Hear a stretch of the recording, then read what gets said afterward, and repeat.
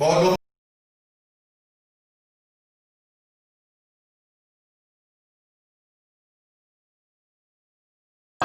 Bapak-bapak kok saya tanya, bawa dompet enggak?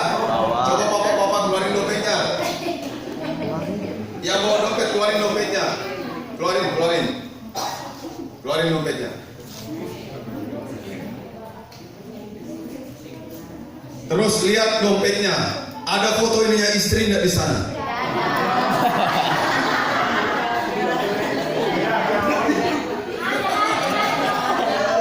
Mas Kris bingung. Mas Kris loh, ujungnya semua. Mas Kris, mana ini? Berarti waktunya Mas Kris ini harus cari istri ini. Ya, nah saudara, ada seorang suami, dia menaruh foto istrinya, sehingga kemana-mana dia pergi, foto istrinya itu selalu ada di mana? Di dompetnya. Teman-temannya bilang gini, hebat banget kamu ya, kemana-mana pergi bawa foto istri. Oh iyalah, saya suka pandangi foto istri saya, katanya. Loh kok bisa gitu?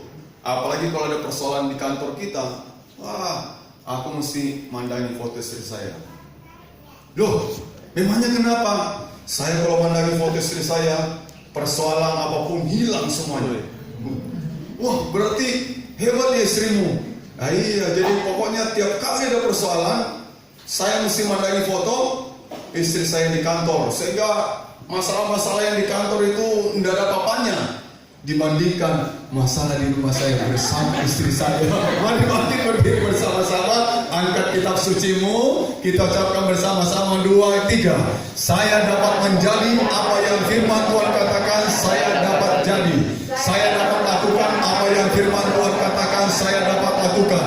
Saya dapat memiliki apa yang firman Tuhan katakan saya dapat memiliki. Saya menyatakan, saya mempercayai, dan saya menerimanya dalam nama Yesus. Aku percayakan firman-Mu, firman-Mu adalah kebenaran. Aku percayakan janji-janji firman-Mu. Janji-janji firman-Mu akan digenapi dalam hidupku.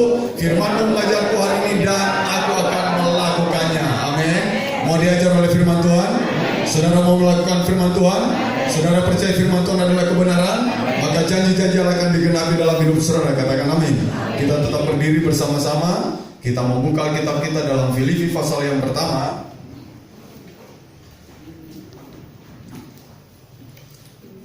Ayat yang ke-21.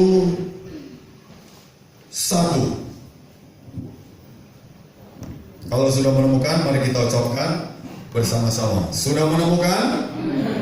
Kita ucapkan bersama 2, 3. Karena bagiku hidup adalah Kristus dan mati adalah keuntungan. Amin. Silakan dulu. Ya, kita masih bicara pagi hari ini tentang my life for the honor. Jadi saya hidup untuk Tuhan. Yang mau hidup untuk Tuhan katakan amin. Amin. Bahwa hidup saya bukan hanya untuk diri saya sendiri, bukan hanya untuk keluargaku, tapi aku hidup untuk siapa? Untuk Tuhanku. Amin.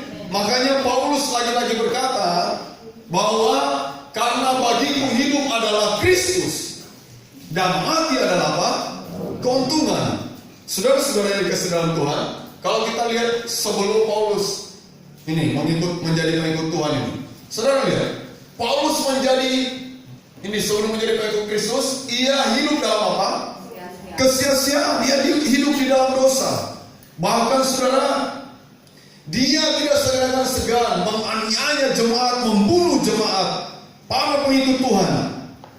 Paulus dengan tidak segan-segan menganiaya mereka, bahkan membunuh mereka, termasuk kematian ini Stefanus.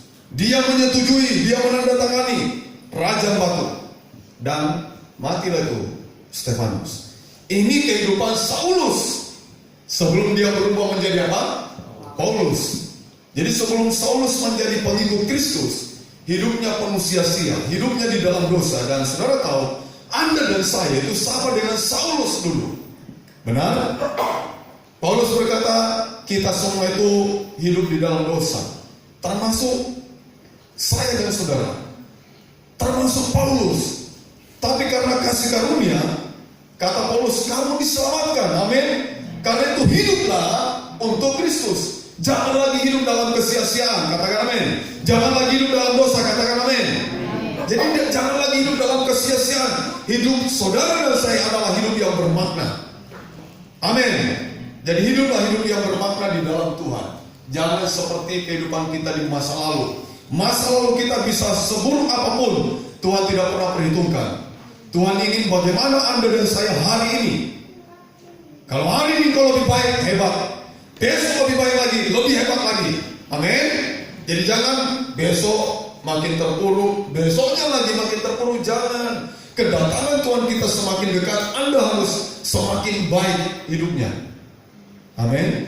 Semakin dekat dengan Tuhan, ya semakin mencintai Tuhan. Ini kehidupan Rasul Paulus, saudara. Anda lihat nanti bagaimana Paulus ketika dia menjadi pengikut Kristus. Luar biasa.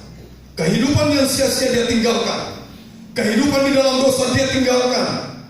Dan dia hidup benar-benar untuk Tuhan. My life for the honor. Anda dan saya juga harus hidup untuk siapa? Untuk Tuhan. Saudara lihat Paulus, setelah dia menjadi pengikut Kristus, dia berkata begini. Kita ucapkan lagi bersama-sama, 2, 3.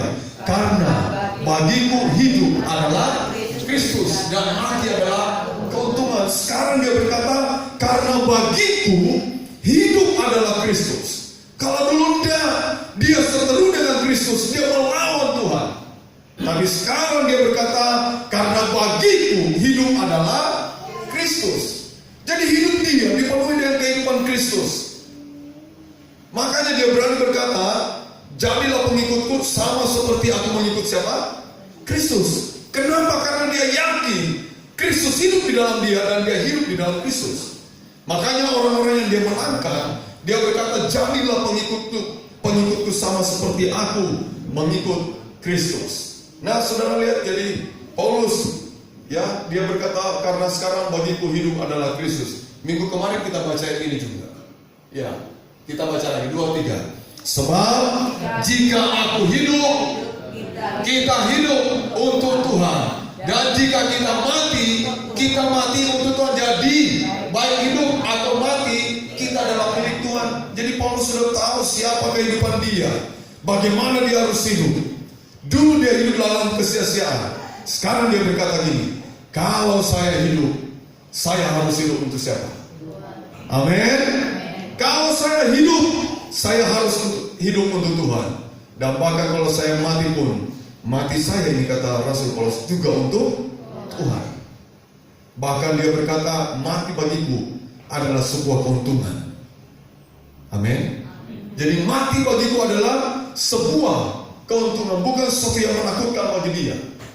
Dia berkata justru itu adalah keuntungan yang aku dapatkan di dalam Kristus. Lihat lagi pernyataan-pernyataan yang dia buat. Saya kutip beberapa aja pernyataan-pernyataannya.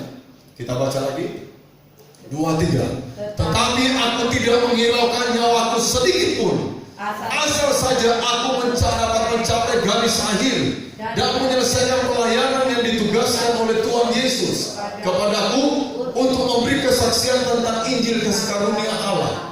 Jadi dulu saudara, dia menentang kekristenan, dia menentang para pengikut Yesus. Sekarang ketika dia menerima Tuhan dan Juru Selamatnya, saudara tahu dia hidup untuk Tuhan dan dia buktikan kehidupannya. Dia tebus waktu yang sia-sia yang dia gunakan. Dia tebus waktu yang tidak berguna itu. Dia tebus waktunya hidup di dalam dosa, dalam kedagingan. Dia ganti. Dan sekarang dia berkata, aku tidak menghiraukan nyawaku untuk memberitakan Injil. Aku tidak menghiraukan sedikit pun nyawaku. Makanya gambar ini saudara, Paulus lagi di apa? Di penjara dengan tangan yang dibelenggu, kaki yang dibelenggu. Dia ada di dalam penjara. Bahkan dia menasihati kepada murid-muridnya, kamu jangan bersedih karena aku di penjara. Kamu harus bersuka cita. Dan surat Filipi yang dia tulis adalah surat tentang apa? Sukacita. Sekalipun aku di dalam penjara, jangan kamu bersedih hati, tetapi bersukacitalah. Karena dalam pemenjaraanku ini, kemajuan Injil semakin nyata. Amin. Jadi dia di dalam penjara, dia tidak meratapi dirinya, dia tidak menyesali dirinya. Kenapa dia hidup untuk Kristus dan pada akhirnya dia harus di penjara? Enggak.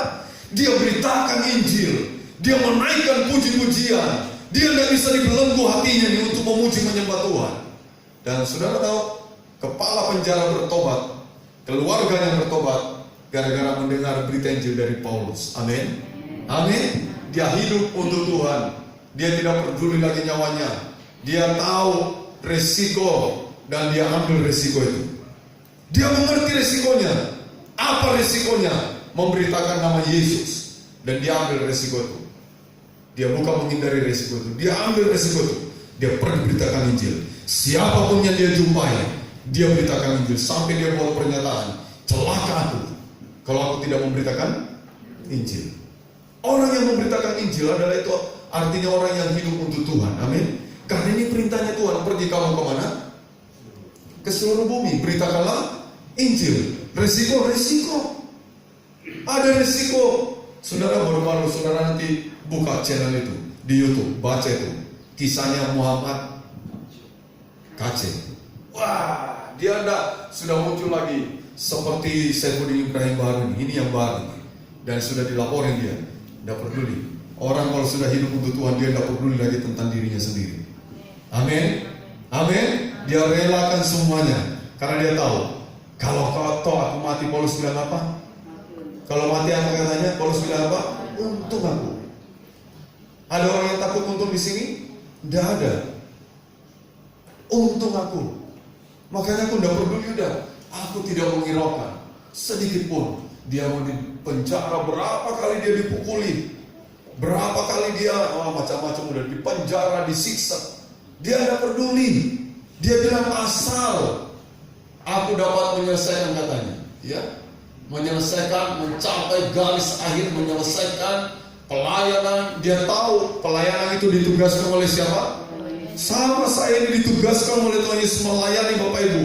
Nah kita yang mengambil bagian di sini pelayanan anak-anak dari kecil mereka juga belajar melayani. Mereka juga itu dapat tugas dari Tuhan. Amin. Apa yang kita kerjakan pelayanan itu datang dari Tuhan. Tinggal kita lakukan dengan setia kepada Tuhan. Saudara, jadi Paulus dia bilang aku udah hiraukan nyawa. Yang penting aku mencapai garis akhir. Karena itu benar dalam 2 Timotius dia berkata, saat kematianku sudah dekat dan aku telah bertanding dengan iman yang benar. Aku telah mencapai garis akhir. Tapi Tuhan telah juga sediakan mahkota bagiku.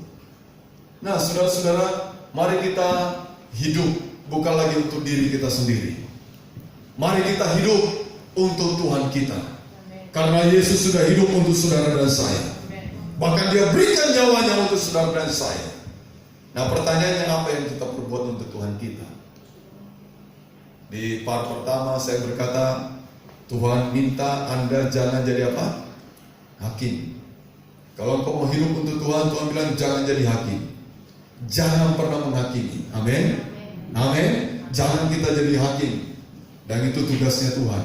Sampai Tuhan tidak mengizinkan murid-murid mencabut ilalang itu. Biarin katanya tumbuh bersama lalang dengan apa? Gandum. Nanti air zaman baru dikumpulin, mana lalang, mana gandum. Jadi kalau ada orang berdosa di sekitar kita, biarin aja kan. Bahkan mungkin di dalam jemaat, kalau ada jemaat yang berbuat dosa, biarin, kita doakan aja. Amin. Amin. Jangan di apa? Digini-gini, ditunjuk-tunjuk gitu ya. Kayak kemarin. Enggak, doakan saja.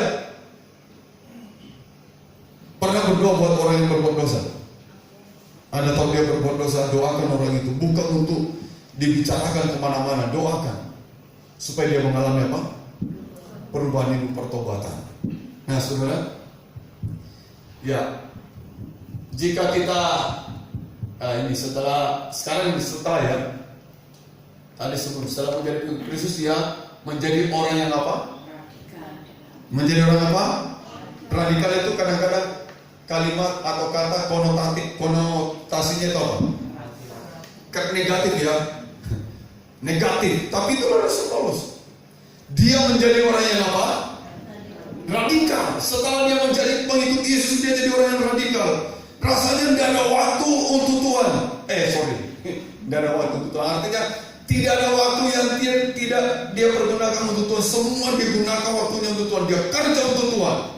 Dia jadi tukang tenda, dia kemana-mana dia pergi, dia beritakan Injil. Siapapun yang dia jumpai, dia beritakan Injil. Dan dia buka begitu banyak tempat-tempat pelayanan. Hidupnya benar-benar untuk Tuhan. Dia menjadi orang yang apa? Radikal dalam Kristus. Konotasinya yang positif ini. Ya, bukan untuk bunuh-bunuh orang, tapi menghidupkan orang. Amin. Orang yang harusnya masuk neraka jadi apa? Masuk surga. Itu radikal dia. Orang yang sudah berada di junjungan, dia datang untuk menyelamatkan. Sampai gubernur berkata, Paulus, stop. Kamu hampir-hampir meyakinkan aku menjadi pengikut Kristus. Bayangkan itu. Dia tidak takut siapapun yang dihadapi, dia beritakan Injil. Dan dia udah bilang, aku tidak menghiraukan sedikit pun apa? Nyawa aku tidak sedikit pun aku hiraukan nyawaku. Jadi saudara, saya kira kita juga perlu jadi orang yang radikal. Yang mau jadi orang radikal angkat tangan. Radikal untuk itu. Amin. Banyak orang radikalnya salah Bapak Ibu. Apa-apa pakai kekerasan, bukan ini. Kita selamatkan orang secara radikal, rampas mereka. Mereka yang ada dalam gelap, mereka yang tersesat, secara radikal kita selamatkan mereka, beritakan kebenaran kepada mereka. Karena itu saudara, jadi orang radikal yang positif. Amin. Ya, positif seperti ini. Ya, jadi ia tidak peduli lagi kehidupannya, ia tidak menghiraukan lagi nyawanya, bahkan ia rela mati untuk Tuhannya. Ini orang radikal. Saudara, kalau kita diancam, dilarang beribadah, disuruh menyangkal iman kita, kalau orang radikal menjadi pengikut Yesus, dia tidak hiraukan, siap mati. Amin. Yang siap mati untuk Tuhan ada? Jangan takut Bapak Ibu. Ya, kalau kita mati kata Paulus itu adalah apa? Keuntungan. Saya sudah khotbah my life apa? My life of honor. Ya, saudara, of the honor itu. Jadi saya sudah hidup untuk Tuhan. Maka hidupmu ini adalah untuk Tuhan. Dan pasti Tuhan sudah sediakan segala-galanya bagi saudara dan saya. Saya sudah khotbahkan itu honor of my life. Ya betul tak? Ya, pemilih hidup saya adalah Tuhan. Yang terakhir itu dia sediakan tempat bagimu di sorga. Amin. Dia sediakan tempat bagimu di sorga. Makanya Paulus berkata, itu adalah keuntungan kalau saya sampai mengalami kematian. Nah, ini poin kita yang pertama. Jika kita hidup untuk honor, maka kita harus baca 2-3, mempermuliakan bukan mempermalukan. Amin. Jadi jangan sampai karena Anda dan saya nama Tuhan dipermalukan. Malu-maluin aja. Namanya Petrus, tapi kerjanya nyopet. Namanya Maria Magdalena, kerjanya bohongi orang, menipu orang. Namanya Markus, ada Markus. Ganti. Kalau Petrus tidak ada nama Petrus ini ya. Oh ada Petrus, sorry. Wah, makanya dipandang Petrus. Ya namanya Sakeus, ada di sini Sakeus, tidak ada ya. Daniel. Jadi saudara jangan sampai nama kita yang berbau kekristenan itu dan orang tahu kita pengikut Yesus, tapi kita mempermalukan Tuhan kita, honor kita, pemilik hidup kita. Karena itu permuliakan Tuhan. Dalam ayat yang kita baca, pada ayat yang ke-20, ayat 20 berkata demikian, sebab yang sangat kurindukan dan kuharapkan ialah bahwa aku dalam segala hal tidak akan beroleh apa? Malu, melainkan seperti sedia kala, demikian pun sekarang Kristus dengan nyata, apa Bapak Ibu? Kristus dengan nyata dimuliakan di dalam tubuhku, baik oleh hidupku maupun oleh matiku. Jadi saudara, biarlah Yesus dimuliakan dalam hidupmu, baik waktu kau hidup sampai kau pun tidak ada. Ada tipe orang yang luar biasa baik begini, ya. Tapi saya lihat tipe yang tidak baik dulu. Tipe yang tidak baik begini, orang itu ada atau orang itu tidak ada, sama saja. Jadi tidak ada pengaruhnya, tidak efek. Jangan jadi orang itu. Amin. Orang itu ada atau tidak ada, sama saja. Jadi kalau saya jadi ayah, ada di tengah-tengah keluarga saya, anak saya tidak rasakan, ada ayahnya di tengah-tengah keluarga. Atau kalau saya jadi suami, ada di tengah istri saya rasakan kalau dia ada suami di sekitarnya, enggak, itu udah baik saudara, enggak ngefek. Harusnya jangan seperti itu.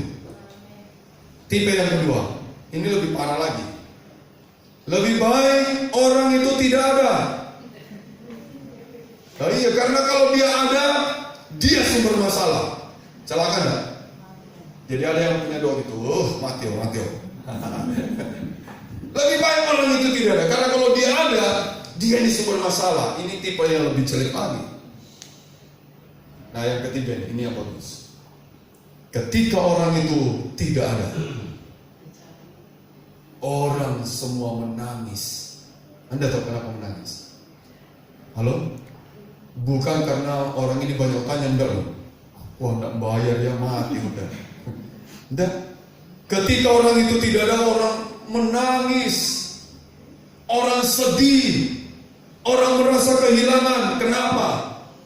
Karena ketika orang itu ada, orang merasakan kebaikan dia. Katakan amin.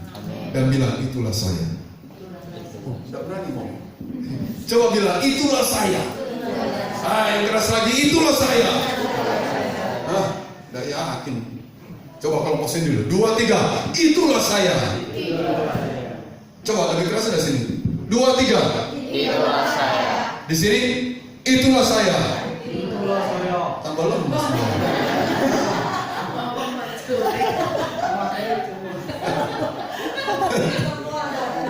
Iya, jadi pada waktu kan satu kali kita harus meninggalkan dunia yang fana, benar nggak? Betul ya? Ya, pada waktu kita meninggalkan dunia yang fana itu loh, orang menangis. Bukan gini, orang tertawa semua. Ya kan, berarti ini tipe orang yang keberapa? Kedua. Oh, mending memang mati orang ini. Kalau dia ada tuh. Tapi waktu saudara tidak ada, orang menangis, orang merasa kehilangan, berarti Anda itu sudah menanam kebaikan. Amin. Bahkan dimanapun mungkin Anda berada, Anda selalu tanam kebaikan. Makanya tanamkan ini saudara. Kemana kau pergi? Orang harus melihat Yesus dalam hidupmu. Kalau orang melihat Yesus dalam hidupmu, artinya engkau mempermuliakan Tuhan. Amin. Bukan bikin malu dia. Haleluya. Mempermuliakan Tuhanmu, maka orang melihat segala kebaikan ada padamu. Amin. Ya, jadi jangan sampai malu-maluin orang Kristen. Saudara, saya belum pernah tahu ada gereja dibangun lalu di tengah jalan itu pasang tulisan sini akan dibangun gereja. Lalu kita semua pakai jalan itu orang lewat. Enggak, itu mempermalukan Tuhan kita kalau itu. Sepertinya Tuhan kita terlalu apa? Miskin. Tidak. Tuhan sanggup mencukupkan apa yang menjadi keperluan kita. Dan saya selalu berdoa Bapak Ibu, saya mesti berdoa Tuhan berkati pelayanan hamba-Mu. Dimanapun mereka berada, di kota, di desa, di lembah, di gunung, kalau mereka sedang membangun, Tuhan berkati supaya pembangunan itu terselesaikan. Waktu kita bangun sini Bapak Ibu, orang-orang berkata, hebat ya gereja bangun tidak pernah berhenti, sekali bangun langsung jadi. Bukan gini bangun mandek tunggu lagi dan enggak. Waktu kita bangun pas sore juga, ya sempat memang bukan belum berhenti dan hanya langsung tidak bisa dilanjutkan lagi istilahnya. Tapi terus saya naik ke atas di lantai 2 itu sudah dicolong, tapi sudah tidak ada dana untuk meneruskan pasang atap dan pasang bata. Saya berdoa sama Tuhan, Tuhan, Engkau pernah menolong saya membangun gereja, tolong saya sekali ini menyelesaikan pastori. Orang kirim dana 30 juta, saya tidak kenal orang itu. Selesai. Yang orang lagi berkata, wah benar ya, tidak mempermalukan Tuhan. Amin. Amin. Mempermuliakan Tuhan. Dulu kita dihina, kere, gerejanya ngenas. Sekarang orang yang menghina-hina saudara datang dan minta bantuan. Iya, Tuhan itu tidak akan, kalau kita hidup untuk Tuhan, Tuhan hidup untuk kita, Dia tidak permalukan kita. Karena itu jangan juga permalukan Dia. Amin. Jangan permalukan Dia lewat hidupmu, tapi permuliakan Dia lewat kehidupanmu. Yang kedua, Bapak Ibu, ya, Nggak pindah.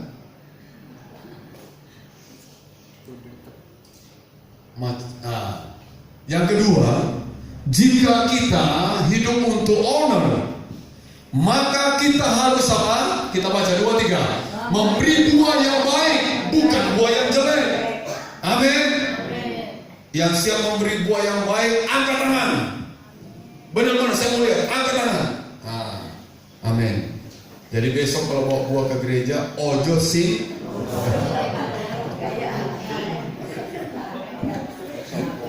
Kalau bisa ya Bapak Ibu ya, ini ada dua buah. Bapak mau kasih ke saya nih, satu bagus, satu rada enggak bagus. Saudara ngasih yang mana nih? Haleluya.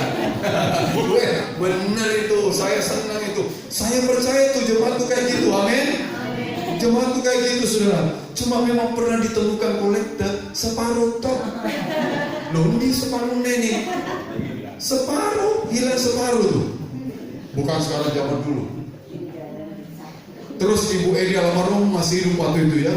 Dia pasang di papan pemandu ada ya, papan itu ya. Pasang, dicari pasangannya lagi dolan. Kayak sandar kiri dan kanan aja.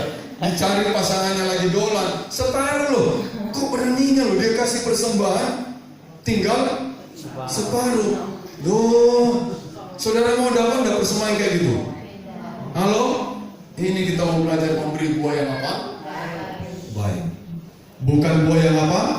Jelek. Amin. Kita baca 22. Filipi sampai 22.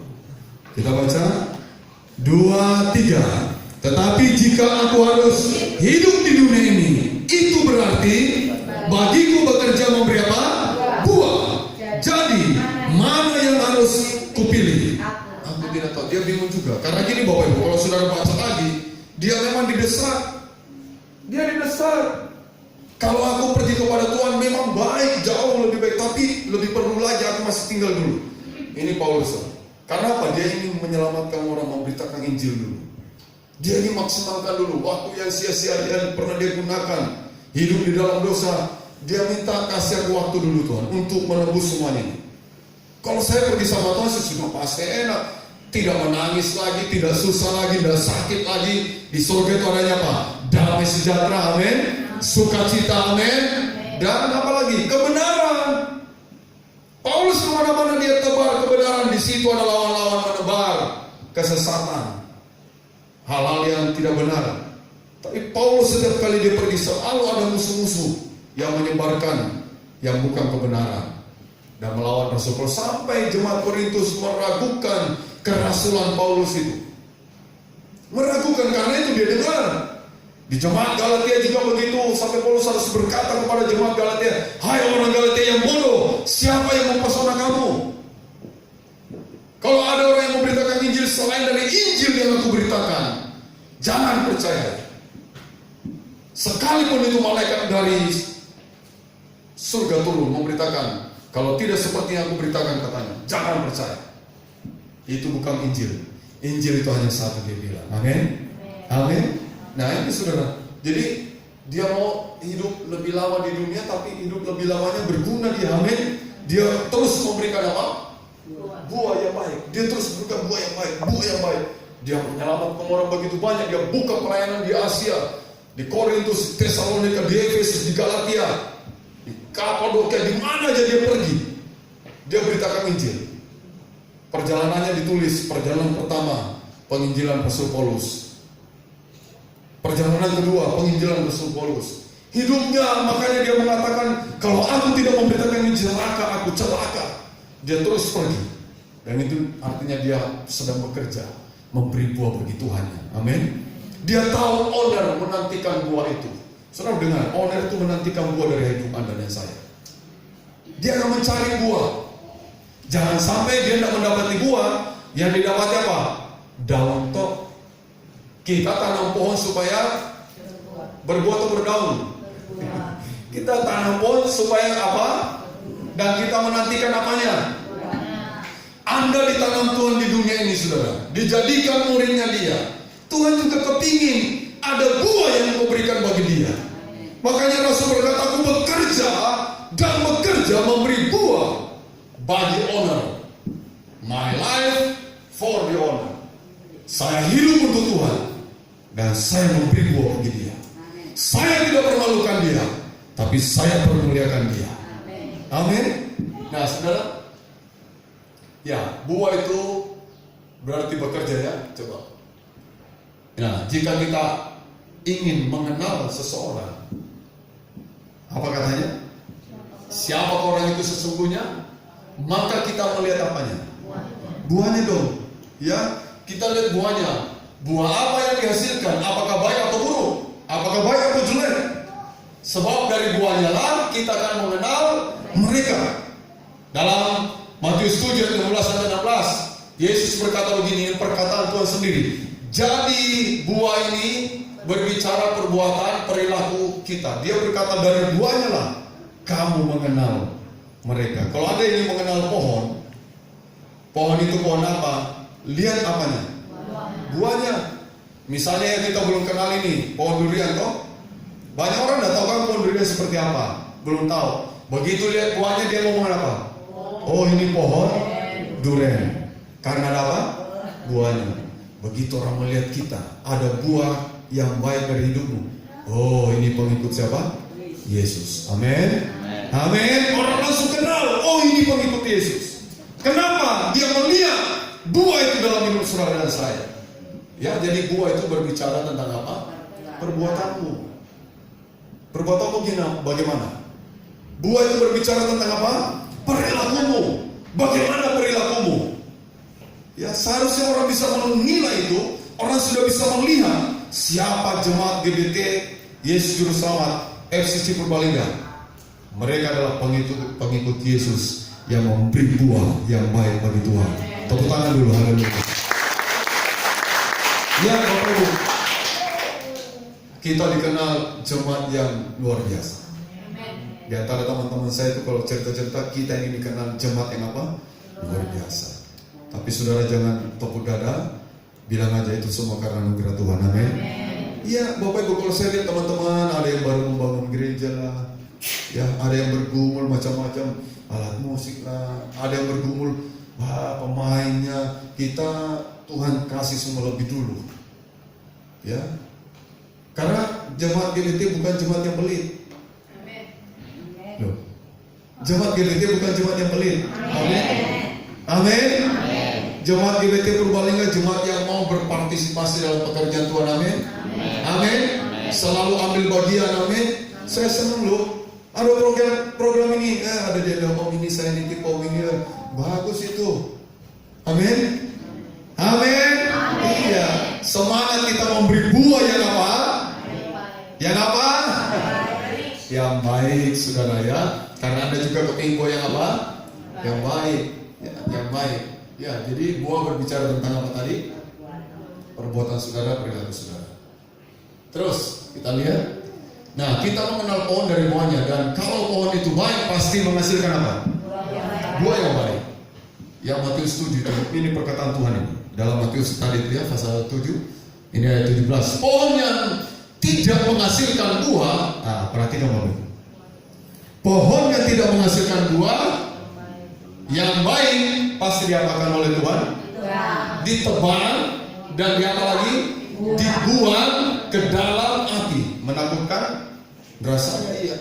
Coba kita baca 17 mulai. Matius pasal yang ke-7. Matius 7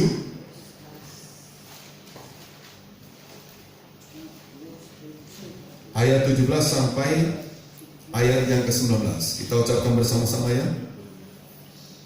Matius 7 ayat 17 sampai 19. 2, 3. Demikianlah setiap pohon yang baik menghasilkan buah yang baik, sedang pohon yang tidak baik menghasilkan buah yang tidak baik. Tidak mungkin pohon yang baik itu menghasilkan buah yang tidak baik, ataupun pohon yang tidak baik itu menghasilkan buah yang baik. Ayat 19. Dan setiap pohon yang tidak menghasilkan buah yang baik pasti ditebang dan dibuang ke dalam api. Jadi gini, rasanya tidak mungkin ya. Satu sumber menghasilkan dua rasa. Tidak mungkin. Kalau ini sumber air asin, harusnya dia mengeluarkan air apa? Air asin. Nah, kalau Anda anak Tuhan, Maka yang keluar adalah dari hidup saudara adalah anak Tuhan, bukan anak setan. Amin. Amin.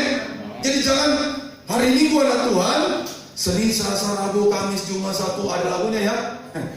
Tan tan tan tan. Hari Minggu ke gereja katanya, loh Senin kamu kemana, Selasa kamu kemana, itu parodi itu ya. Loh Senin sampai Sabtu dia jadi anaknya siapa? Setan. Hari Minggu dia datang senang sama Tuhan, Tuhan aku ini begini, jadi anak Tuhan lagi. Besok Senin jadi anak apa lagi? Jadi bolak-balik Senin, Selasa, gimana tuh parodinya? Bagus itu ya.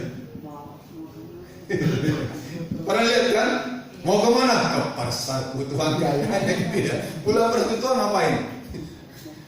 Ya, ke gereja ngapain? Wah, mau ke gereja ngaji ceritanya. Ya, saudara, Anda harus menghasilkan selalu buah yang baik. Amin. Kita harus selalu menghasilkan buah yang baik ini, karena Tuhan itu baik. Ya, Dia melahirkan saudara, Dia melahirkan kita, lewat Dia harus mati, kita lahir baru ya. Lewat Dia mati di kayu salib supaya Anda jadi baik. Amin. Ya, jadi kekristenan bukan hanya kita bicara keselamatan, puas diselamatkan, tidak. Tunjukkan perbuatanmu yang baik, tunjukkan pekerjaanmu yang baik supaya Tuhan dipermuliakan. Amin. Bukan Tuhan dipermalukan. Beri buah yang baik bagi Tuhan, bukan buah yang jelek. Karena apa? Tuhan nanti cari buah itu, dan pasti Dia dapati kalau buah yang baik Tuhan senang. Tapi ketika dia dapati buah yang jelek itu, apalagi kalau dia tidak menghasilkan buah, diapain? Diapain? Ditebang dan dibuang ke dalam api. Ngenes, ngenes. Tapi jangan takut Bapak Ibu. Saya mau katakan kepada kita ini, coba kita bangkit berdiri bersama. Kita buka kitab kita ini, 1 Korintus 3. 1 Korintus 3.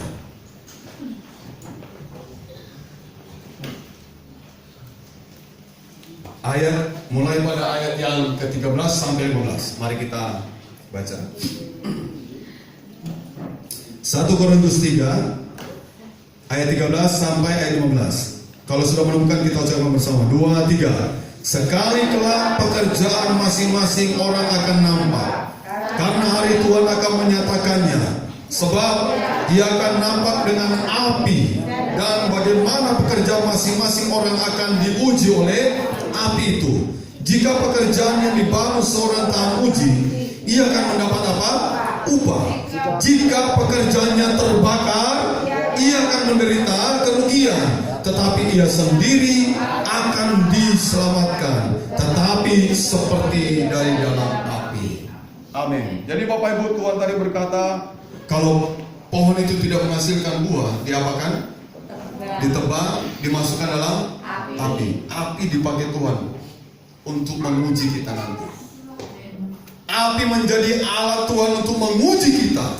Siapa kita ini sesungguhnya? Seperti apa kita ini? Diuji nanti. Api dipakai Tuhan.